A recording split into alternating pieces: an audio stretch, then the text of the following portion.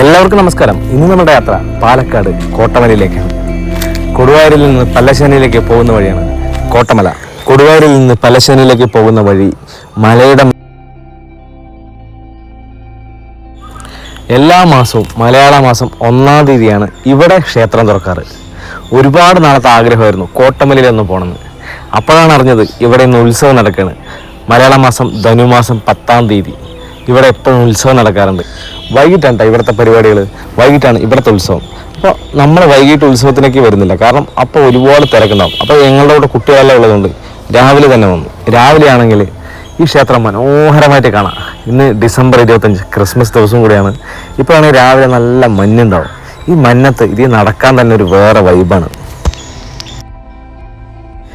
ഞങ്ങൾ വന്നത് കാറിലാണ്. ഇപ്പോൾ സാധാരണ ദിവസങ്ങളിൽ ഇവിടെ തിരക്കൊന്നും ഉണ്ടല്ല, നമുക്ക് കാർ എടുത്തിട്ട് ധൈര്യമായിട്ട് വരാം. പക്ഷേ ഇപ്പോൾ നമുക്ക് വണ്ടി എടുത്തിട്ട് വരാൻ പറ്റാത്ത സിറ്റുവേഷനാണ്. ഒരുപാട് തിരക്കുകൾ വന്നുകൊണ്ടിരിക്കുന്നുണ്ട് അമ്പലത്തിലേക്കുള്ള ഒരുപാട് ആളുകൾ. അപ്പോൾ ബ്ലോക്കിൽ പെടണമെന്ന് വെച്ചിട്ടാണ് വണ്ടി അവിടെ പാർക്ക് ചെയ്തിട്ടാണ് ഞങ്ങൾ പോകുന്നത്. പക്ഷേ ഈ പാടങ്ങളുടെ നടുക്കൂടെ നടക്കുന്നതിന് ഒരു പ്രത്യേക സുഖമായിരുന്നു. അങ്ങനെ വൈകിട്ട് ധനിപ്പത്ത് ഉത്സവമാണല്ലോ, അതിനോടനുബന്ധിച്ചിട്ട് ഒരുപാട് കച്ചവടക്കാരെല്ലാം ഇവിടെ വന്നിട്ടുണ്ടായിരുന്നു. കുട്ടികളെ ആകർഷിക്കാനുള്ള സാധനങ്ങളായിരുന്നു മിക്കതും. കളിപ്പാട്ടങ്ങളും ബലൂൺസും എല്ലാം. കുട്ടികൾക്ക് കളിപ്പാട്ടമാണെങ്കിൽ സ്ത്രീകൾക്ക് മുല്ലപ്പൂ. അങ്ങനെ ഞങ്ങൾ കുറച്ച് മുല്ലപ്പൂവൊക്കെ വാങ്ങി. ഒരുപാട് ഹൽവ, കോഴിക്കോടൻ ഹൽവയെല്ലാം അവിടെ നിരത്തി വെച്ചിരുന്നു. ഞങ്ങളുടെ കൂടെ 4 കുട്ടികളുണ്ടായിരുന്നു. അവരും ഒരുപാട് കളിപ്പാട്ടങ്ങളൊക്കെ വാങ്ങിത്തരാൻ പറഞ്ഞിട്ടുണ്ടായിരുന്നു. അപ്പോൾ താഴെ വരുമ്പോൾ വാങ്ങിത്തരാമെന്ന് പറഞ്ഞിട്ട് അവരെയും കൂട്ടി മേലേക്ക് പോയിക്കൊണ്ടിരിക്കുകയാണ്. കളിപ്പാട്ടങ്ങളും പൊരിയും കോൽമുട്ടായും മാത്രമല്ല, ഒരുപാട് വളകളും മാലകളും എല്ലാം നിരത്തി വെച്ചിരുന്നു. അപ്പോൾ ഇത്രയും ഉണ്ടെങ്കിൽ വൈകുന്നേരത്തെ തിരക്ക് നോക്കിയാവുന്നതേ ഉള്ളൂ. അപ്പോൾ വൈകുന്നേരം ഒരുപാട് തിരക്കുണ്ടാവും. എനിക്കെന്തായാലും വൈകുന്നേരം വരാൻ പറ്റില്ല. അതുകൊണ്ട് രാവിലെ തന്നെ ഈ കാഴ്ചകളൊക്കെ കണ്ടിട്ട് പോകാമെന്ന് തീരുമാനിച്ചു. അങ്ങനെ നമ്മൾ സ്റ്റെപ്പ് എത്തിയിരിക്കുകയാണ്. ഏകദേശം 200ഓളം സ്റ്റെപ്പ് ഉണ്ട്. ആദ്യമൊന്നും ഇവിടെ സ്റ്റെപ്പ് ഉണ്ടായിരുന്നില്ല. ഈ സ്റ്റെപ്പ് ഉണ്ടാക്കിയത് കൊണ്ട് മല കയറൽ ഒരുപാട് എളുപ്പമാണ്. ഇവിടെ രാവിലെ 1-2 പ്രാവശ്യം മല കയറി ഇറങ്ങുന്നത് ഒരുപാട് നല്ലൊരു എക്സസൈസാണ്. ഇവിടെ 200 സ്റ്റെപ്പുണ്ട് എന്നത് എനിക്ക് ചെറുപ്പത്തിലൊരു ഓർമ്മയാണ്. ചെറുപ്പത്തിൽ ഇവിടെ വന്നിട്ട് സ്റ്റെപ്പ് എണ്ണിയത് ഇപ്പോഴും നല്ല ഓർമ്മയുണ്ട്.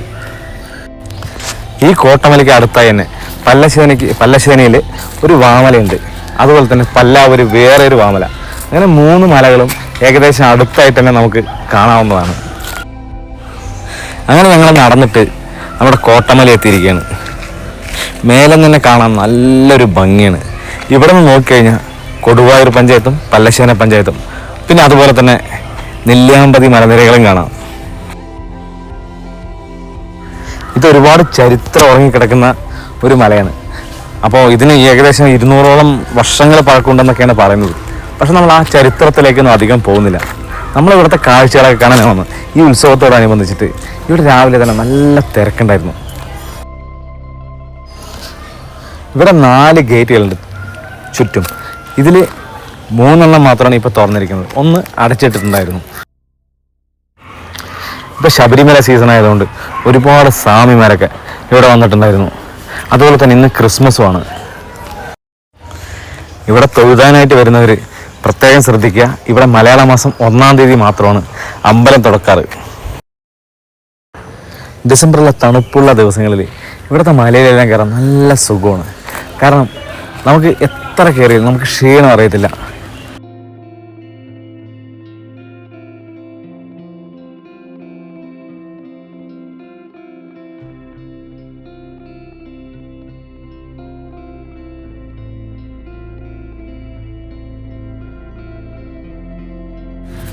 ഈ ക്ഷേത്രത്തിനകത്ത് തന്നെ 2 ചെറിയ കിണറുണ്ട്.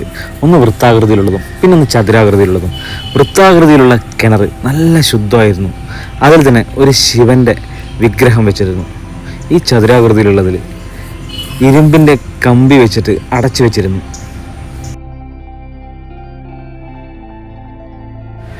ഇവിടുത്തെ ഒരു ഗേറ്റ് മാത്രം അടച്ചിരുന്നല്ലോ, ആ ഗേറ്റാണ് നമ്മളിപ്പോൾ ഈ കാണുന്നത്. എന്തായാലും വേറെ ഗേറ്റുകളുടെ വെളിയിലൂടെ പോയിട്ട് നമുക്ക് ഇവിടുത്തെ കാഴ്ചകളൊക്കെ ഒന്ന് കാണാം.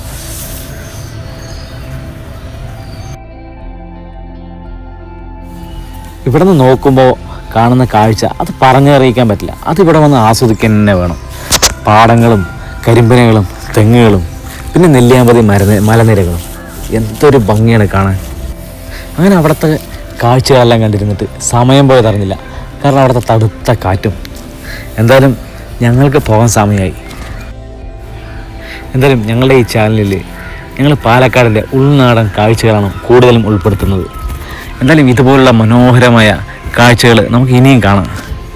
അപ്പോൾ അടുത്ത വീഡിയോ ആയിട്ട് കാണുന്നവർക്ക് ഗുഡ് ബൈ.